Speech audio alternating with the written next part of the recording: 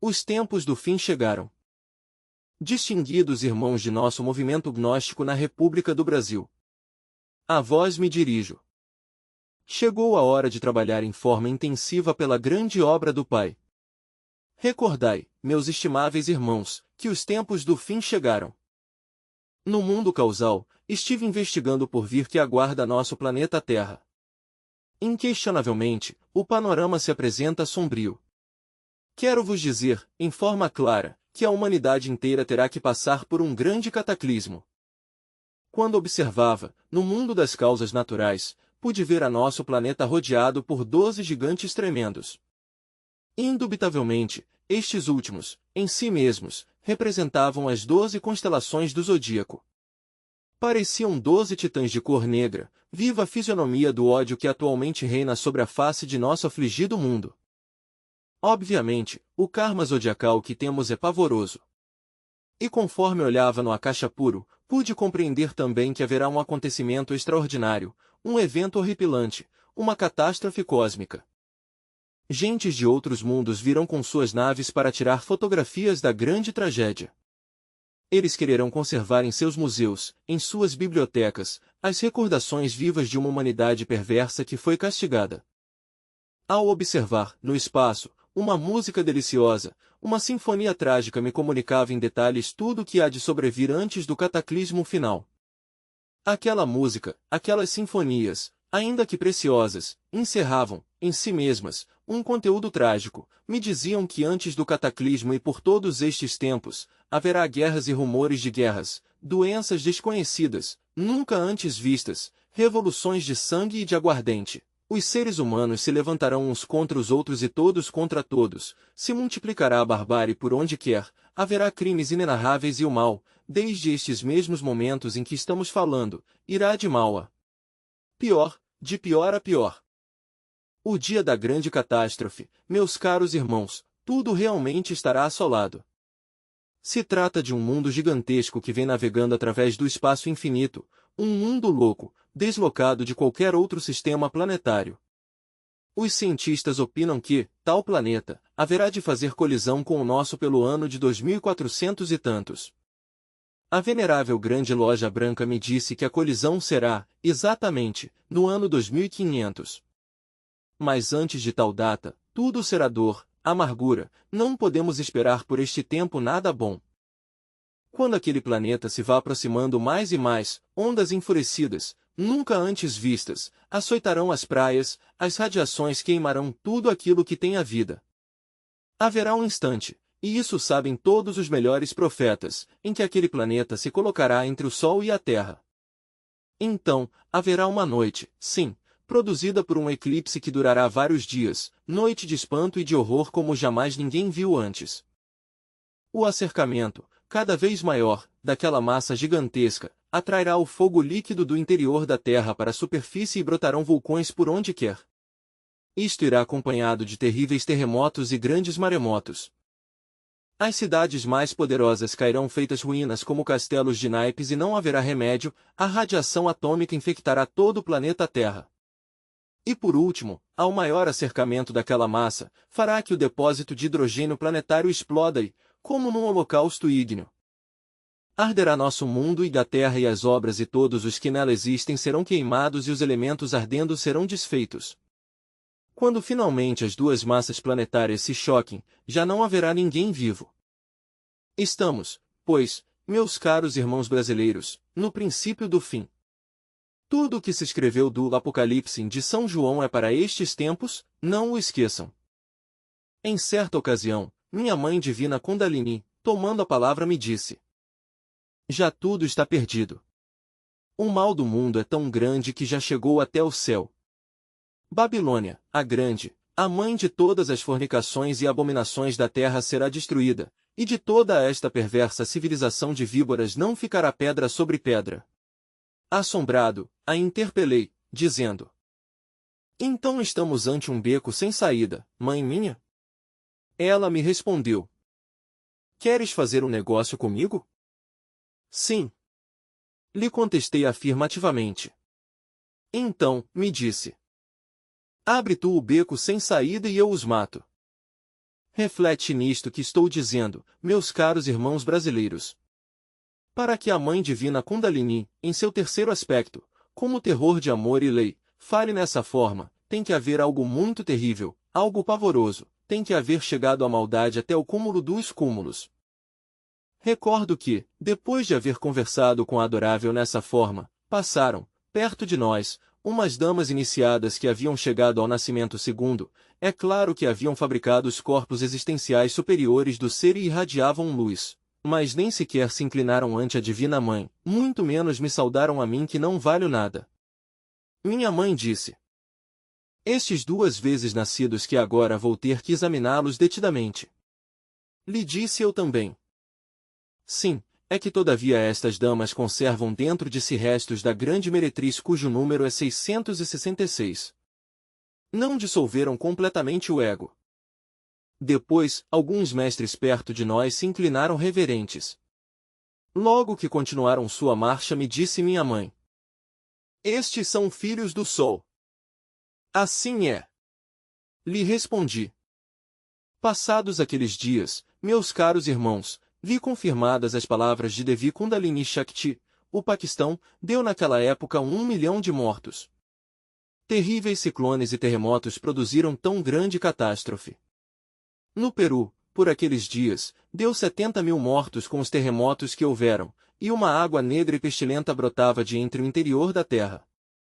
Conforme tem ido passando o tempo, tenho ido também comprovando as palavras de Devi Kundalini Shakti. Os terremotos se multiplicam. Nestes instantes Manágua, a capital da Nicarágua, foi destruída. É impossível saber que quantidade de mortos houveram. A imprensa disse que 5 mil e outras vezes que 20 mil.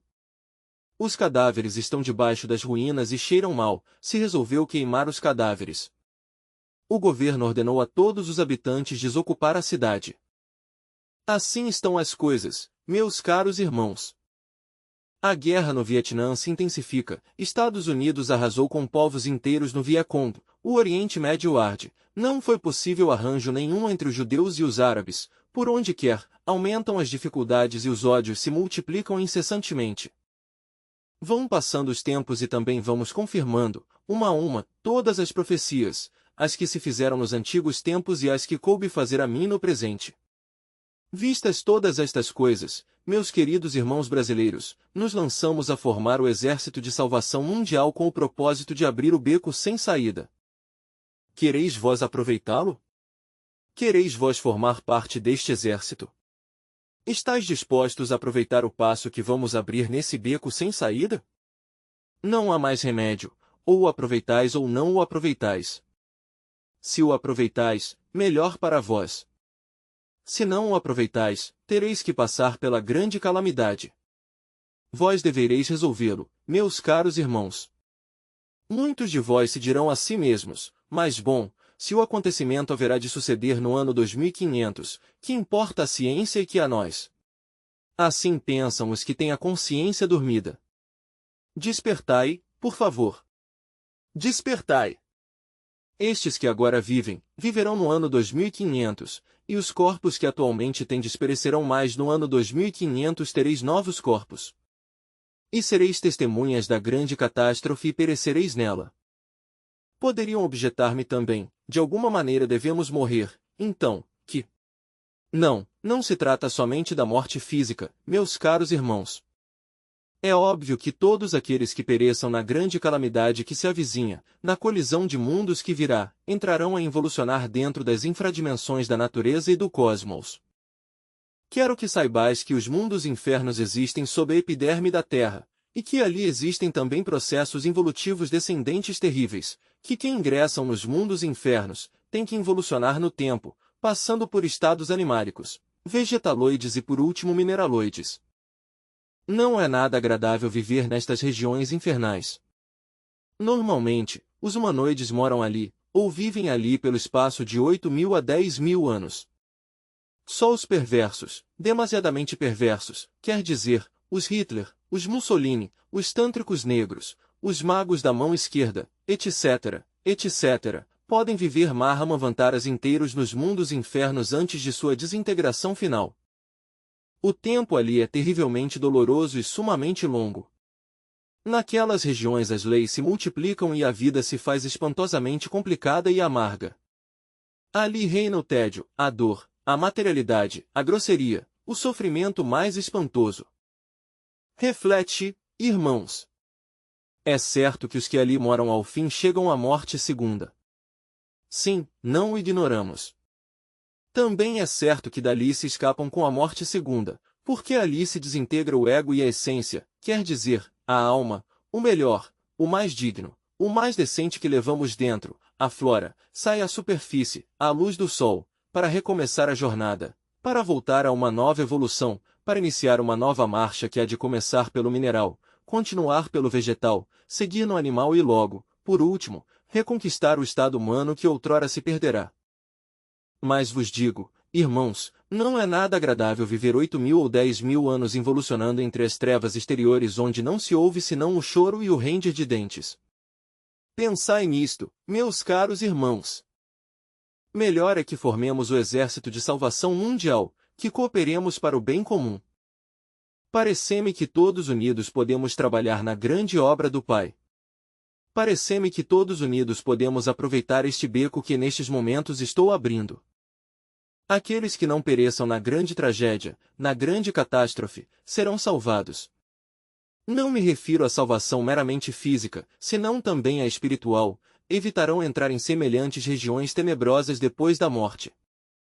Aqueles que não pereçam, aqueles que saibam aproveitar o beco que agora estamos abrindo, serão levados a outro mundo, a outro planeta do espaço, antes da catástrofe final. O que vos digo, meus caros irmãos, o sei por informação direta da venerável grande loja branca. Ditosos os que saibam aproveitar, pois, a oportunidade que se lhes brinda. Esses, depois de algum tempo, depois que passe um período de tempo mais ou menos longo, que pode durar alguns milhões de anos, serão trazidos de regresso a este mundo. Mas há um mundo já transformado.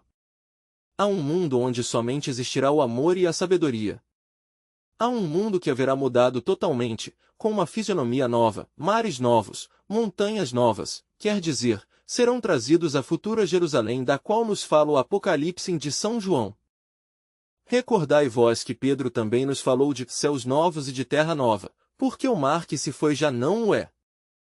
Esses que sejam salvados, viverão a futura sexta raça. Sim, e quero que vós o compreendam. Assim, pois, meus caros irmãos, escolhei o caminho. Irmãos brasileiros, ajudai-nos e ajudai-vos a si mesmos. Vamos entre todos nós a formar o exército de salvação mundial. Vamos todos por povos e montanhas, por cidades e aldeias, preconizando o verbo da era do aquário, lançando aos quatro ventos o evangelho desta nova idade. Quanto mais trabalheis vós em favor de vossos semelhantes, quanto maior gente estragais a nossas filas, tanto melhor para vós, porque sereis recompensados. Recordai que o que dá recebe e quanto mais dá mais recebe, essa é a lei. Mas, o que nada dá, nada recebe. Sacrificai-vos pela humanidade, ofertai vossas vidas na ara do supremo sacrifício por todos os seres viventes. Assim, meus queridos irmãos, marchareis pela senda, pela rochosa senda que há de conduzi-los à autêntica, à legítima felicidade.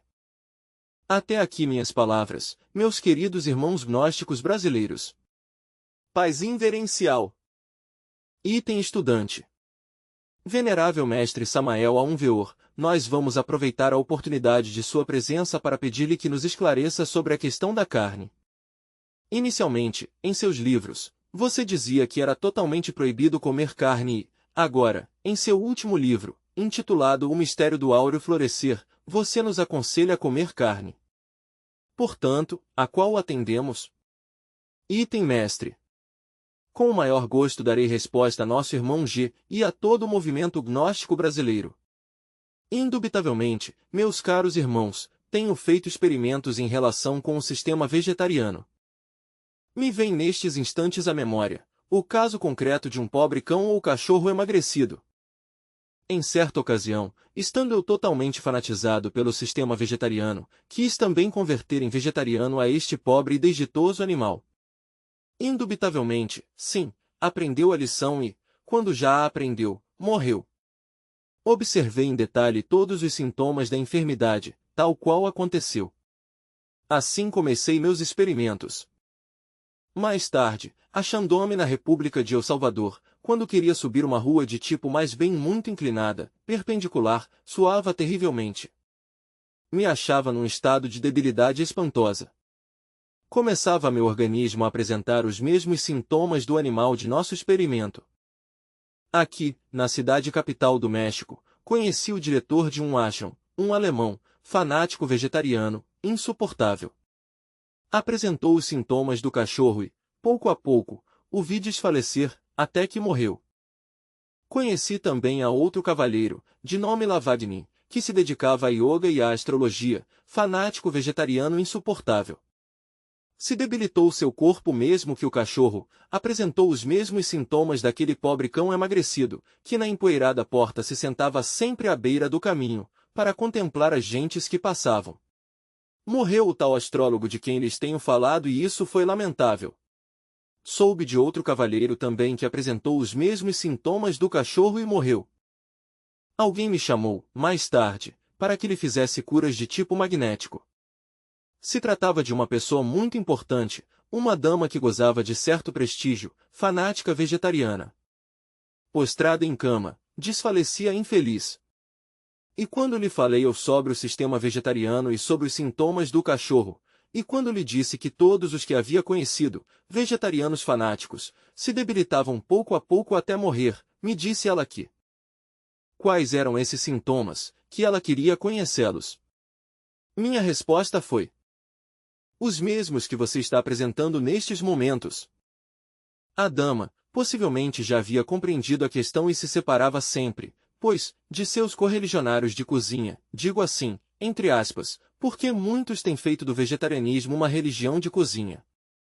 E continuou dizendo-me que, então, às escondidas, onde seus companheiros de religião de cozinha não se dessem conta, a infeliz não deixava de comer, agora, seu bom pedacinho de carne de pescado, etc., etc., escondendo, sim, os pratos imediatamente se apresenta-se algum de seus companheiros de restaurante.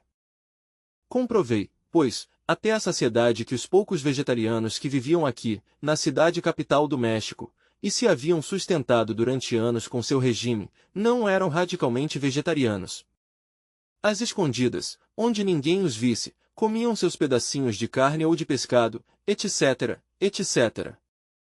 Reflete nisto, irmãos, porque é bastante interessante. Obviamente, sabemos que existe uma lei chamada o eterno trogo autogocrático cósmico comum.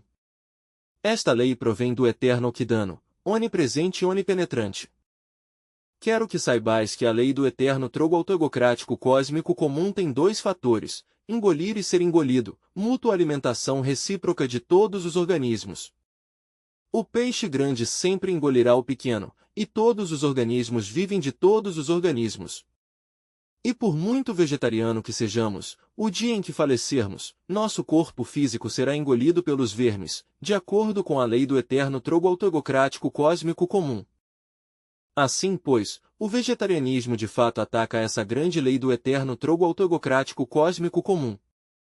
Tal lei se desenvolve de acordo com a lei do eterno Heptaparapartinok, quer dizer, de acordo com a lei do Sete, e também de acordo com a lei do Santo Triamazicamo, quer dizer, de acordo com a lei do 3. Estamos, pois, planteando leis. Os habitantes de Vênus, que são muito avançados, muito mais avançados que os terrícolas, que estão a tom com o cosmos infinito, comem carne de pescado e frutas. Não são, pois, vegetarianos. Por que os terrícolas querem agora corrigir-lhe a lei, corrigir-lhe a plana ao demiurgo arquiteto do universo? Reflete, irmãos. Não quero vos dizer que vos convertais em carnívoros fanáticos, porque isso seria ir ao outro extremo. Item estudante. Vamos aproveitar, para que fique um pouco mais claro, o que você nos fale sobre a lei de Enoque, de que na época de primavera não devemos comer carne, porque está muito influenciada, muito carregada com as forças sexuais dos animais. Porém, no Brasil, a primavera é em época diferente daqui. Então, qual será a época certa, em primavera ou depois da Semana Santa, na Sexta-feira Santa? Item mestre. Com o maior gosto darei resposta aqui, a nosso irmão G, por sua mediação, a todos nossos irmãos gnósticos da República do Brasil. Indubitavelmente, na primavera a vida se encontra pujante e ativa, e o impulso animal é muito poderoso. As paixões animais, por tal motivo, se desatam e, obviamente, as carnes se encontra muito carregada também do princípio psíquico animal inferior. Na América do Sul, as estações estão invertidas. Isto não invalida nossas afirmações. Na primavera da América do Sul, sucedem fenômenos similares aos que acontecem na primavera do hemisfério do norte. Não quero com isto dizer, definitivamente, que não se possa provar algo da carne na primavera. Disse, em forma muito marcada, que o que sucede é que, naquela época, os princípios animálicos bestiais se encontram intensificados. Então, convém dosificar um pouco mais a carne, isso é tudo, comê-la em menor quantidade, isso é tudo. Item estudante. Pela época da primavera? Item mestre. Pela época da primavera, claro. Com isto fica esclarecido o que temos afirmado em algumas obras. Tenho dito. Item estudante. Aproveitando a oportunidade, vamos formular a nosso venerável mestre Samael Aunveor uma pergunta que muitas irmãs brasileiras nos têm feito. Mestre, por que as mulheres têm que tomar corpo de homem para alcançar a iniciação venusta? Item mestre. Com o maior prazer, darei resposta à pergunta. Certamente, a iniciação venusta é a oitava superior da iniciação do fogo. Normalmente, o iniciado que tem chegado à quinta iniciação do fogo pode, desde esse momento, entrar na iniciação venusta. Então, começaria pela primeira venusta, oitava superior da primeira do fogo, seguiria, segunda venusta, oitava superior da segunda do fogo, terceira venusta, oitava superior da terceira do fogo, quarta venusta, oitava superior da quarta do fogo, quinta venusta, oitava superior da quinta do fogo, logo a continua com a sexta venusta, sétima venusta e oitava venusta. Ao chegar à oitava se entra já ao templo dos duas vezes nascidos, se chega ao cume, por dizê-lo assim, da primeira montanha, que é a da iniciação. Enquanto as mulheres, meus caros irmãos, darei explicação, a mulher também pode recorrer, com inteira claridade, todas as 5 iniciações do fogo. Quando a mulher, e isso é algo que vou esclarecer em forma plena, se tem seu corpo demasiado gasto, pesado, velho, quando já não pode realizar a grande obra e necessita entrar na venusta, então se lhe dá um novo corpo mais favorável para o trabalho, um corpo de ordem masculino. Já com esse veículo, carregado de virilidade, pode, de fato, meter-se no trabalho da venusta, isso é tudo. Mas se a mulher, todavia, está forte, jovem, se verdadeiramente tem logrado chegar às alturas do adeptado em uma só reencarnação, também pode entrar na venusta com esse corpo feminino. Não seria forçoso, neste caso, trocar de veículo, com o mesmo que tem poderia entrar na iniciação venusta. Isto não resulta contraditório com o que estou dizendo. O que passa é que muitas damas chegam à quinta iniciação do fogo estando já muito velhas, quando já têm que desencarnar. Então, a grande lei lhes dá um veículo masculino para que continuem em seu trabalho. O caso da Blavatsky é um fato concreto, desencarnou já muito anciã. Então, agora se lhe dará um corpo masculino para que possa entrar com energia na iniciação venusta. Mas, repito, se o corpo está jovem, se o corpo pode suportar as orvalhas da iniciação, se todavia pode transmutar suas energias criadoras, pois, também pode lograr a venusta em sua presente existência e com o corpo que tem, isto é tudo. Item estudante. Venerável mestre Samael Aunveor, vamos aproveitar, uma vez mais, nossa estadia no México para que sejamos esclarecidos o mais possível. Então, perguntamos ao mestre, qual é a constituição real do ser humano? Que é que o devemos fabricar? Que é o que já temos? Que é o íntimo? Que é o ser? Item mestre.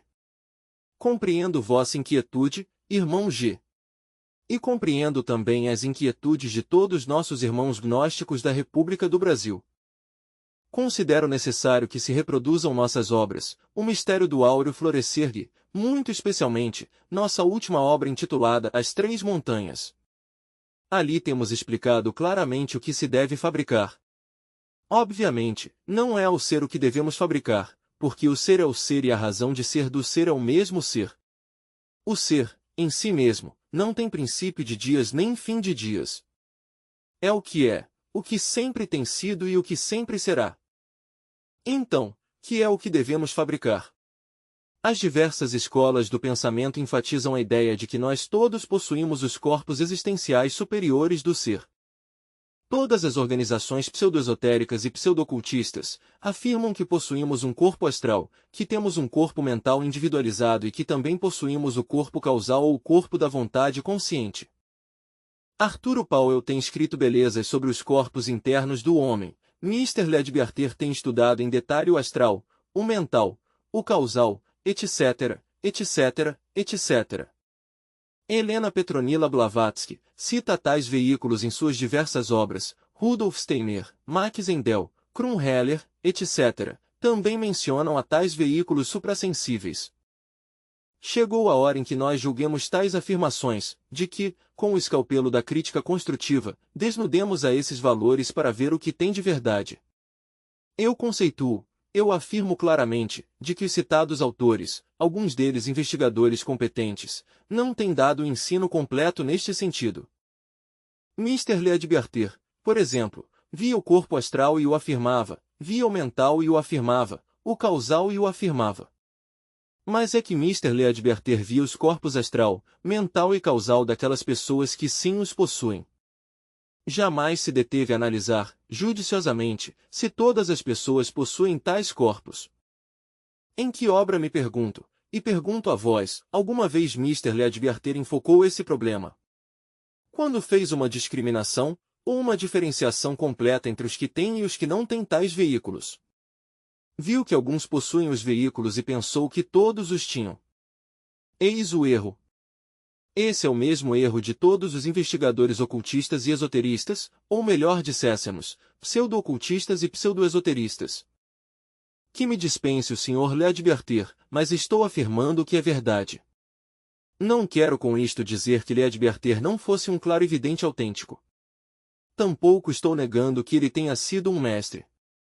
Obviamente que sim o foi, e conheço muito bem Mr. Leadbeater nos mundos superiores, é todo um mestre. Tampouco estou negando as faculdades dos distintos investigadores.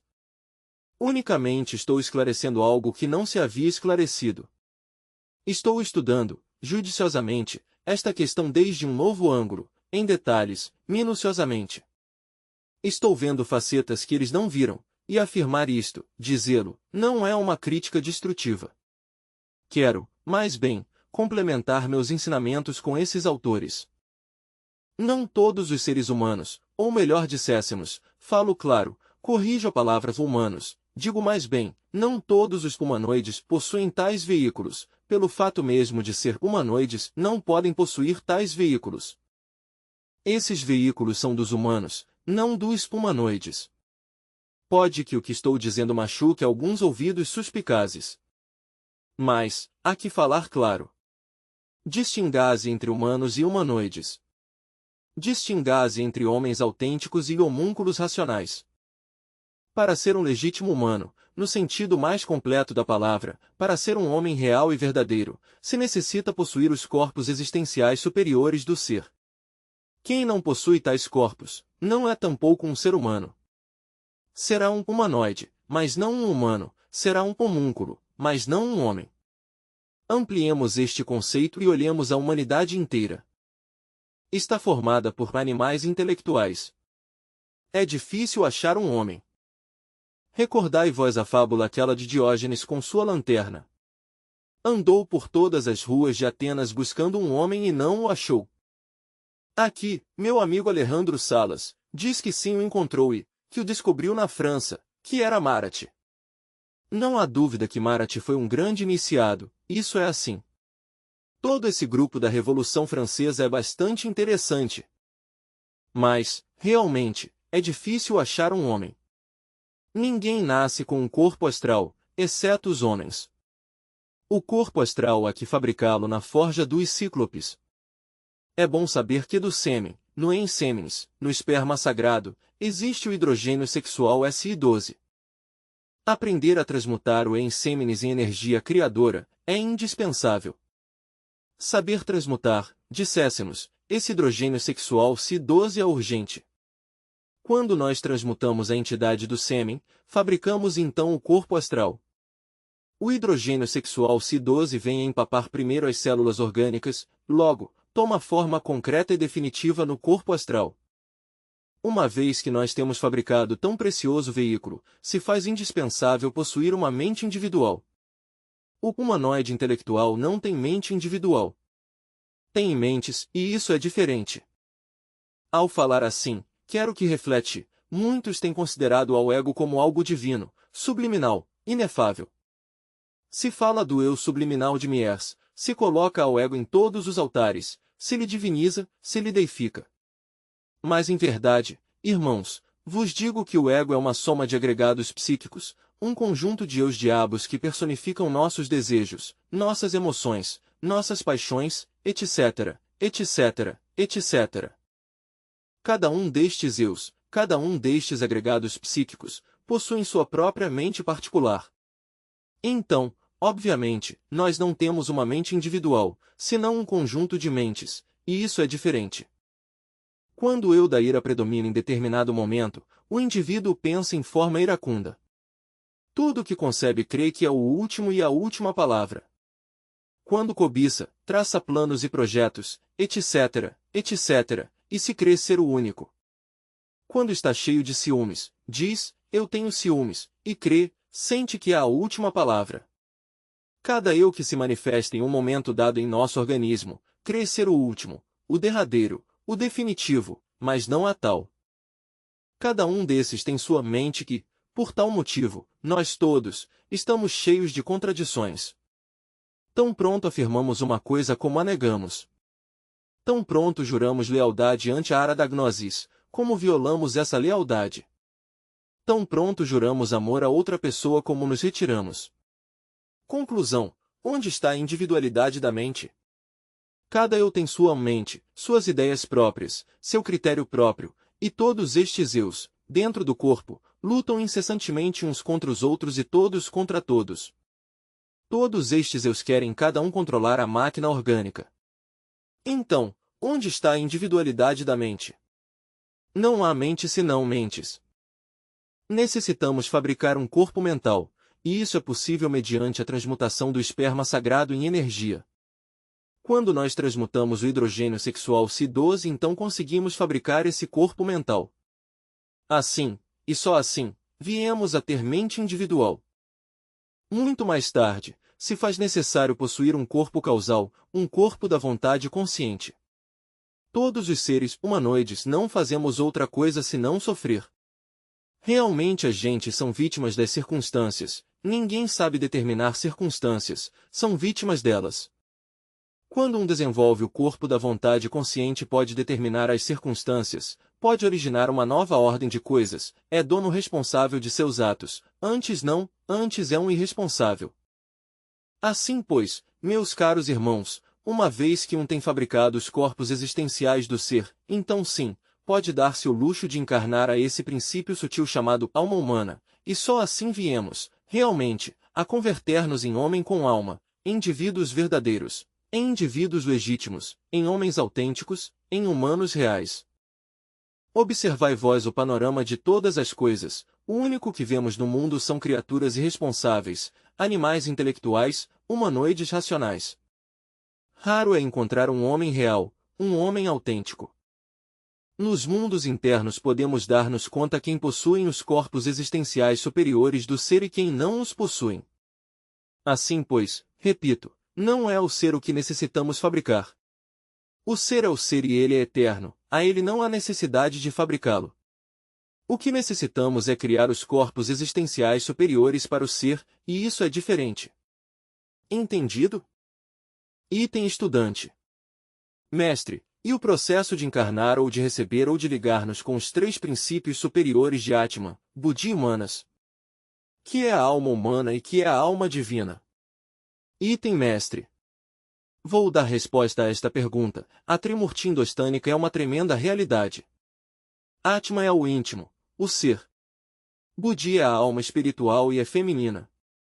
Mana superior é a alma humana e é masculina. Assim, pois, o íntimo, o ser, tem duas almas. A primeira é a alma espiritual que é feminina, repito. A segunda é a alma humana, que é masculina, repito. Quando temos criado os corpos existenciais superiores do ser, mediante o cumprimento do dever parlok, quer dizer, do dever cósmico, então, encarna em nós a alma humana e nos convertemos em homens legítimos e verdadeiros. Bom, e se é uma dama adepta que está fazendo a obra, obviamente ela encarna sua alma humana e se converte, pois, em um ser humano autêntico, legítimo e verdadeiro.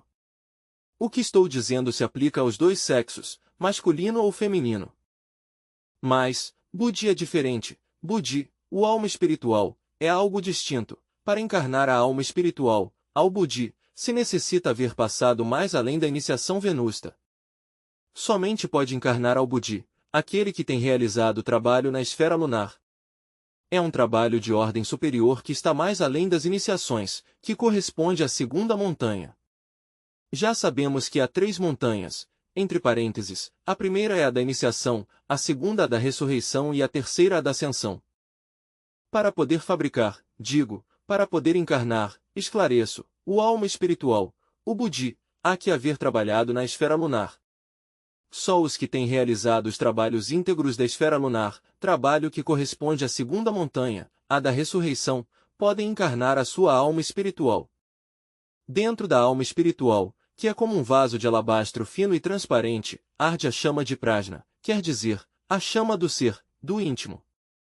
Quem encarna a sua alma espiritual, obviamente encarna o íntimo, porque ele está dentro da alma espiritual, na mesma forma em que uma chama puríssima está dentro do receptáculo que a contenha, dentro de uma lâmpada, disséssemos. Por isso, na Voz do Silêncio, a Blavatsky fala claro dizendo, dentro do Buddhi, como em um vaso de alabastro fino e transparente, arde a chama de prajna, quer dizer, o íntimo. Claro que, ao encarnar um ao Buddhi, dentro do qual está a chama de prajna, o íntimo, se converte um em anjo, se eleva ao estado angélico, ainda que tenha corpo humano. Não importa que corpo tenha, seja de homem ou seja de mulher. A mulher tem os mesmos direitos que o homem. E isso há que pontuá-lo, falá-lo claro. E, se nós podemos elevar-nos ao estado angélico, a mulher tem os mesmos direitos, também pode fazê-lo nesta mesma existência, aqui e agora. Assim, pois, encarnar algo de resulta bastante interessante. Mas devemos começar por criar os corpos existenciais superiores do ser, para encarnar primeiro a alma humana e, depois, ao Buddhi. Então, nos convertemos em anjos, e é indispensável que nós nos convertamos em anjos. Isso é tudo.